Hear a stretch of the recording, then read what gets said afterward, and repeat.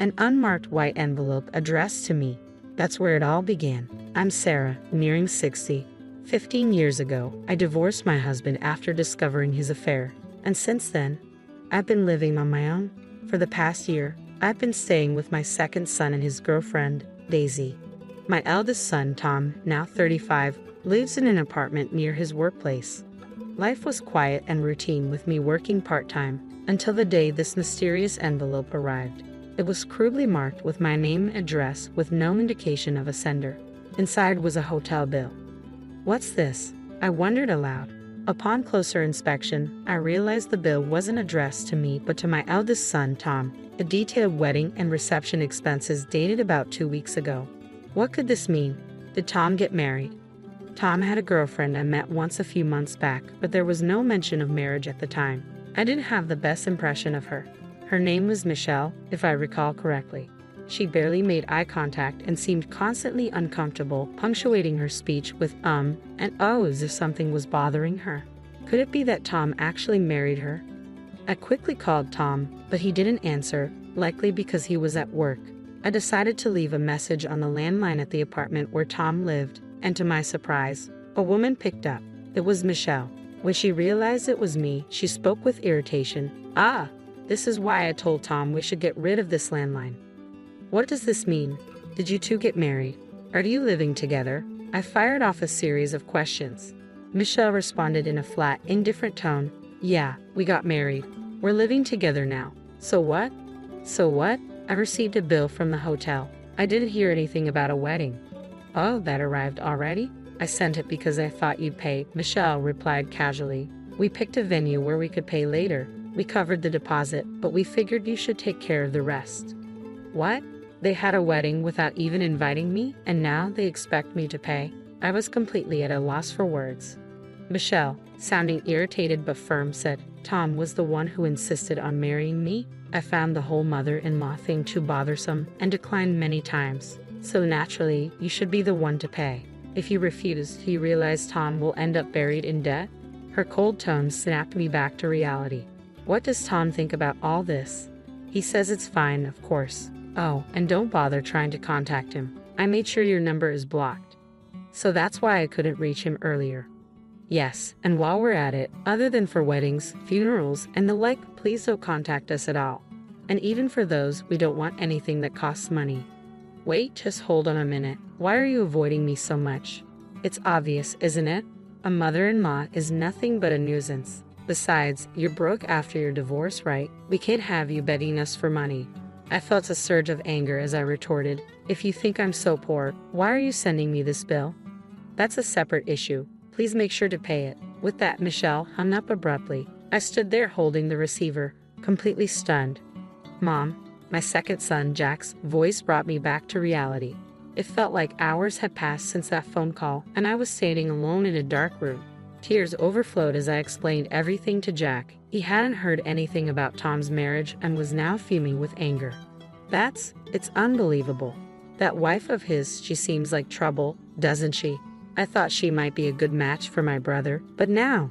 That's right, Tom, who was spoiled by my late mother-in-law, has looked down on me since he was a child. By middle school, he was calling me old hag and worthless.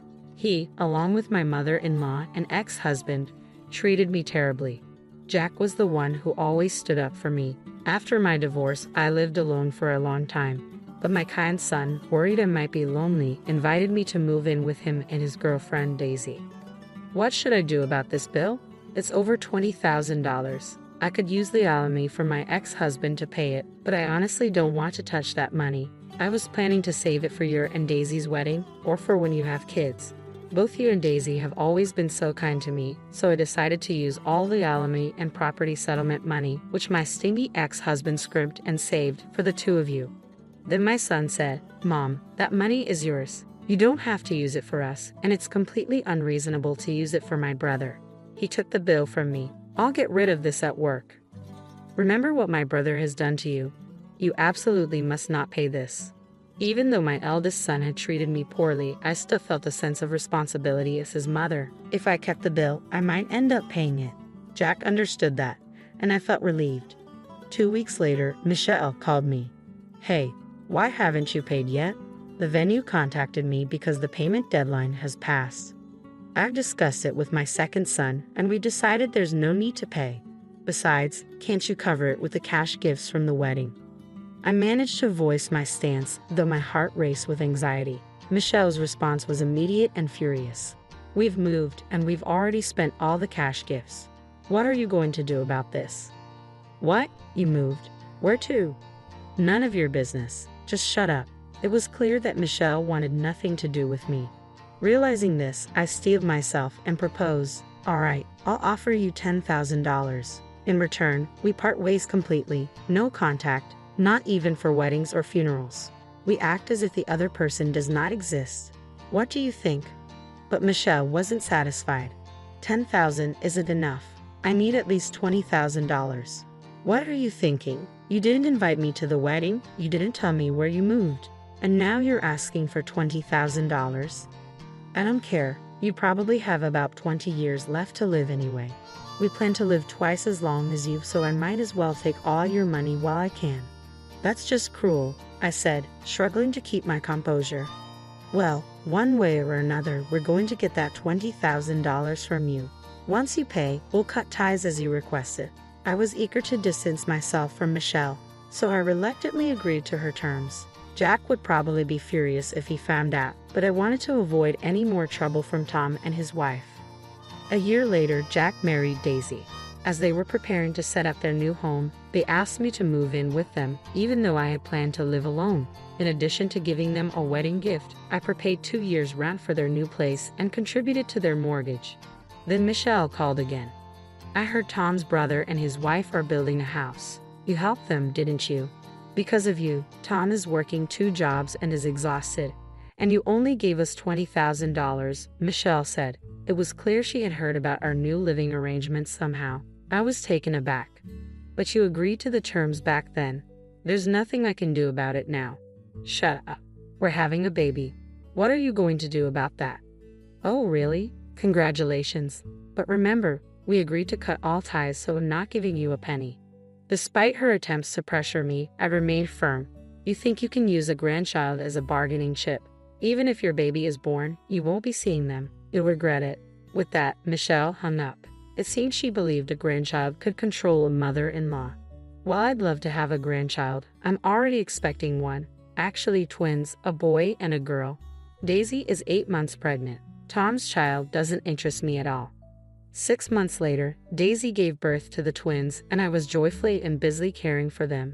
Then I received an email from Tom with a photo attached. It showed a beautiful baby with Michelle and Tom. Since we had already cut ties, it was none of my business. When I continued to ignore it, Michelle called me, her frustration evident in her voice. Did you see the picture? Isn't it incredibly cute? Yes, it is. So, what do you want?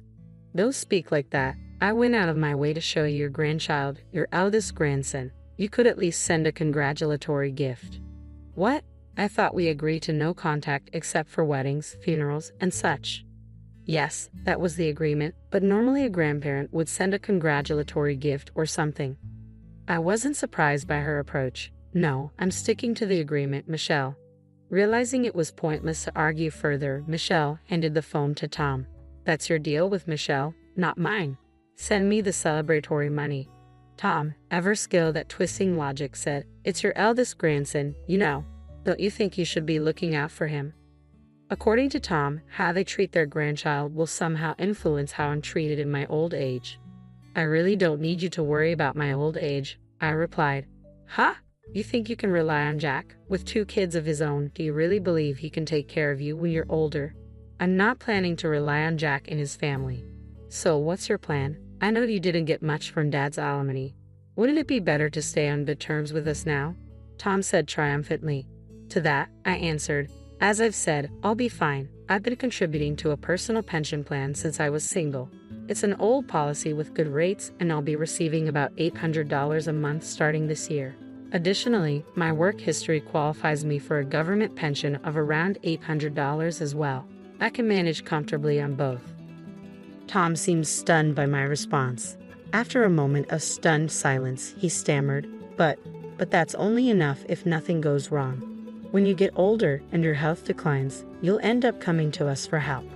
Chuckling, I replied, "Don't worry, I canceled the life insurance policy where you were the beneficiary." I had originally taken out life insurance policies for both Tom and Jack when they were born, with them each as beneficiaries. I canceled Tom's to cover the $20,000 bill. There's plenty of money from the cancellation, so you needn't worry. Canceled. Are you serious? Yes, indeed. It's a shame, really. If I hadn't canceled it, you would have received about $100,000 when I passed away. No way. If you're looking to blame someone, point the finger at Michelle. She was the one who insisted on getting the $20,000 from me by any means necessary. The cancellation refund was only about $50,000, so I had around $30,000 left. Less than what might shock Tom, but I wasn't obligated to disclose the exact amount. Satisfied with Tom's stunned silence, I hung up the phone. Shortly after, it appeared Tom and Michelle had a massive argument. There's talk of divorce, but discussions about alimony and child support are stalled, leaving them living separately within the same house. It's like watching the downfall of someone obsessed with money. Meanwhile, I've taken up part-time work as a cleaner to ensure I'm not a financial burden on Jack and his family during my retirement. Warmly welcomed by my son and his wife, and with the joy of 2 grandchildren,